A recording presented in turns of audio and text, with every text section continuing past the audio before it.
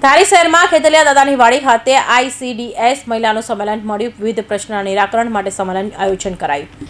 અમરેલીના ધારી શહેરમાં ICDS વિભાગનું સંમેલન યોજાયું. યુનિયનની કામગીરીમાં જે કોઈ પ્રશ્નની રજૂઆત હોય અને તે પ્રશ્નના નિરાકરણ માટે કમિટીનું આયોજન કરવામાં આવ્યું હતું. આ તકે જિલ્લા ભાજપ પ્રમુખ અતુલભાઈ કાનાણી, પરેશભાઈ પટણી, મુંગેશભાઈ કોટડિયા, સંજયભાઈ વાળા સહિતના આંગણવાડીના બહેનો ઉપસ્થિત રહ્યા. મહાનુભાવોને સાલ ઓઢાડી સ્વાગત સન્માન કરવામાં આવ્યું.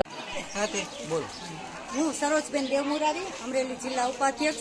આજે એક ICDS વિભાગનું સંમેલન મળેલું અને યુનિયનની કામગીરી એટલે કે યુનિયનમાં જે બહેનો જોડાયેલા છે એને જે કાંઈ પ્રશ્નોની રજૂઆત છે તે સોલ્વ કરવા માટે આજે અમે એક મિટિંગ કરેલી.